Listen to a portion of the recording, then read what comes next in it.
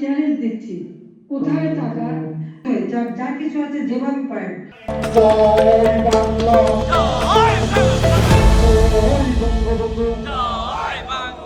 ইংরেজ অবৈধভাবে ক্ষমতা দখলকারী অসাংবিধানিক ভাবে, সে কি জনগণের ম্যান্ডেট নিয়ে এসেছে?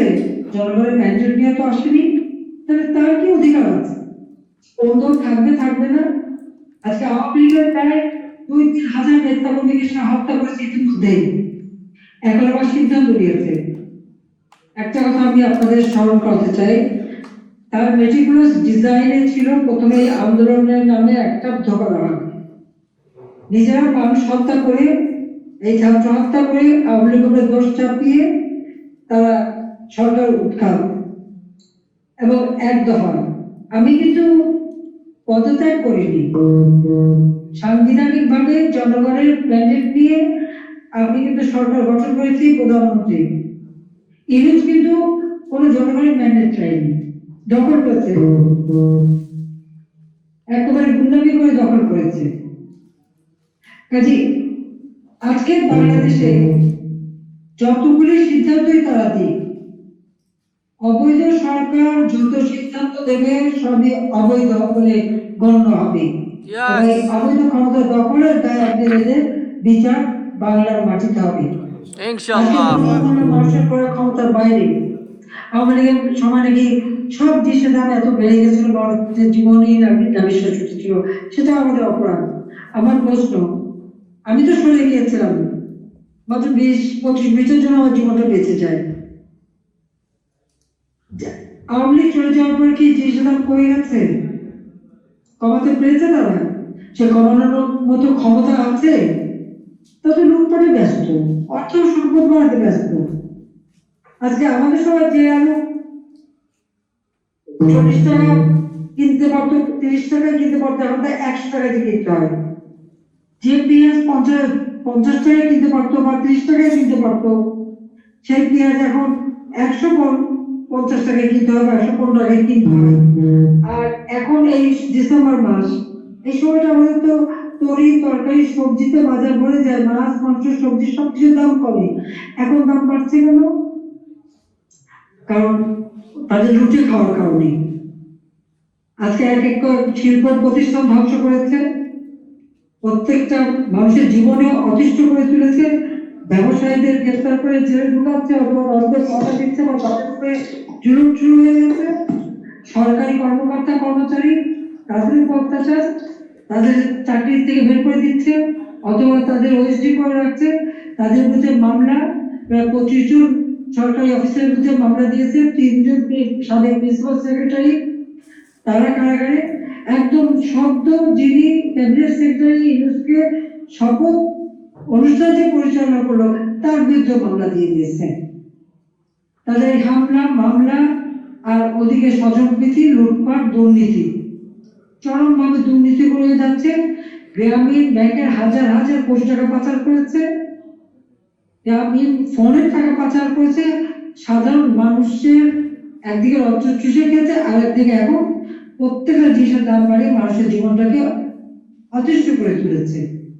আজকে সন্ত্রাসীরা ছেড়ে দেয়, আওয়ামী লীগের নেতা কর্মীর বিরুদ্ধে মিথ্যা মামলা, আর অপরদিকে আমরা কি দেখি 15 জুলাই থেকে যারা এই ছাত্র হত্যা, অগ্নিসংযোগ, পুলিশ হত্যা করেছে, পুলিশকে পিঠে ঝুলিয়ে রেখেছে, ঠিক কসাইখানায় যেমন পা ঝুলিয়ে মানে গরু ছাগল রেখে দেয়, ওইভাবে পুলিশ মেরে তাদেরকে পা বেঁধে ঝুলিয়েছে।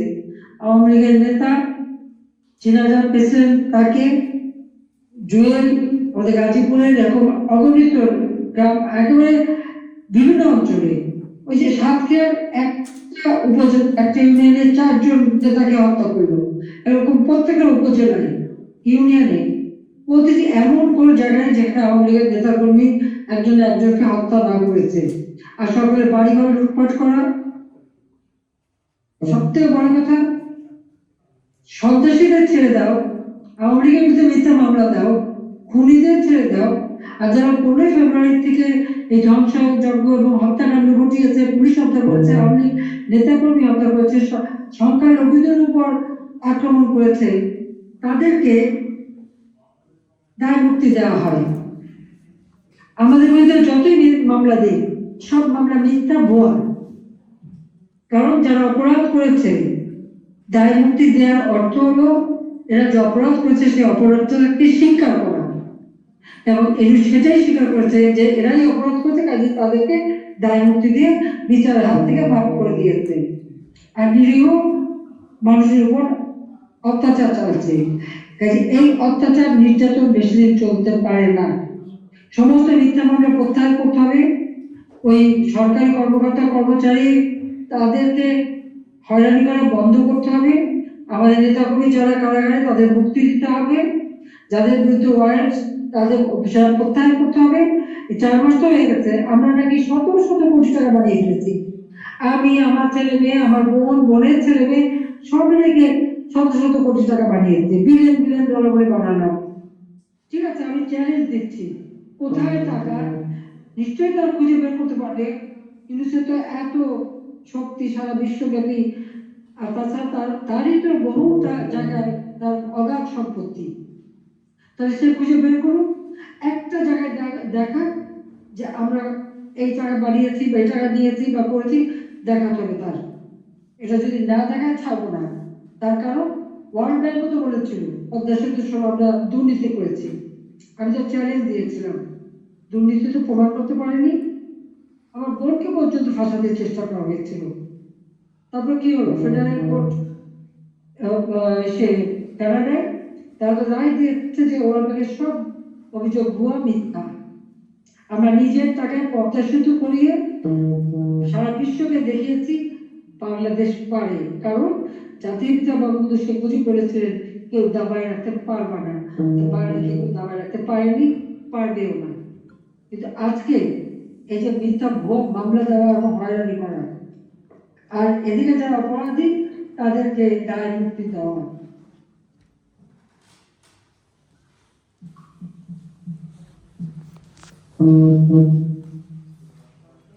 কাজে এই অবস্থান থেকে পরিত্রাণ পেতে হবে, মানুষকে বাঁচাতে হবে।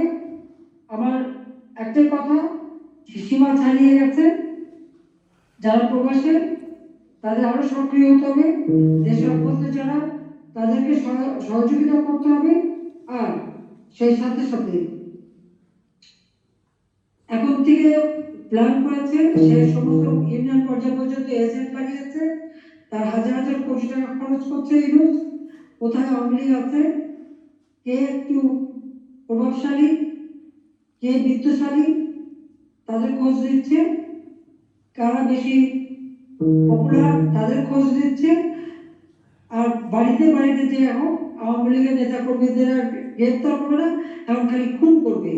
সে খুনের পরিকল্পনা নিয়ে সে মাঠে নেমেছে। কাজে এখানে এখন আর বসে থাকার সময় নাই। আঘাত আসলে প্রতিঘাত করতে হবে, প্রতিরোধ করতে হবে, এবং এই অবৈধ সরকারের হাত থেকে এবং এই অত্যাচার নির্যাতনের হাত থেকে মানুষকে মুক্তি দিতে হবে। কারণ কেউ ঘুমাতে পারে না, রাস্তায় নিরাপদে চলতে পারে না, প্রতিদিন ডাকাতি। আজকাল কালীগঞ্জে ব্যাংক ডাকাতি করতে গেছে, মানুষের ঘরে ঘরে থেকে ডাকাতি করে। আর আওয়ামী লীগের নেতা করে কারিগর সব লুটপাট। সবচেয়ে বড় কথা, বঙ্গবন্ধু ভবন আগুন যে পুড়িয়েছে, বঙ্গবন্ধু শেখ মুজিব অপমাননা করেছে, এটা কোনোদিন আমরা মেনে নিতে পারি না। কাজে এর জন্য সকলকে তো নামতে হবে মাঠে, এবং সেইভাবে প্রতিরোধ গড়ে তুলতে হবে। আর বসে বসে মার খাও না, এক গালে থাপ্পড় দিলে আর এক গালে দিতে হবে, গাল পেতে দেওয়া না।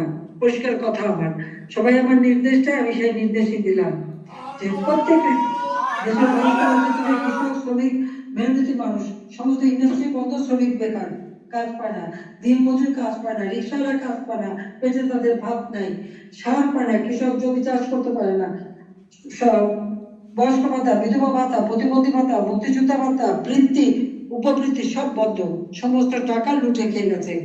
7,97,000 কোটি টাকার বাজেট দিয়ে গেছে, সে টাকাগুলি গেল কোথায়? শেয়ার মার্কেটের টাকা সমস্ত সব লুটে খাচ্ছে। কাজে এই লুটেরা, সন্ত্রাসী, দুর্নীতিবাজ, এদের হাত থেকে অবৈধ ক্ষমতা দখলকারী, একে ক্ষমতা থেকে হটিয়ে বাংলাদেশের মানুষের গণতান্ত্রিক অধিকার, মৌলিক অধিকার, বেঁচে থাকার অধিকার এবং অর্থনৈতিক মুক্তি অর্জন করতে হবে। উন্নয়নশীল দেশের মর্যাদা পেয়েছি। এই উন্নয়নশীল দেশ হিসেবে বাংলাদেশের অগ্রযাত্রা অব্যাহত থাকবে। 2041 সালের মধ্যে বাংলাদেশকে আমরা উন্নত, সমৃদ্ধ, স্মার্ট বাংলাদেশ হিসেবে গড়ে তুলব ইনশাআল্লাহ। তার আগে ইনশাআল্লাহ।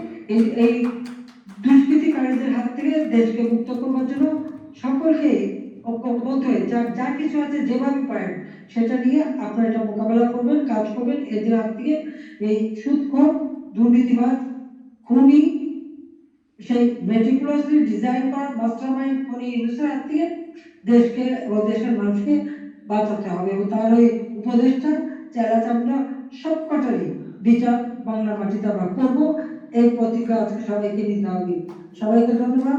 জয় বাংলা, জয় বঙ্গবন্ধু, বাংলাদেশ, সবাই ভালো থাকবেন। খোদা হাফিজ।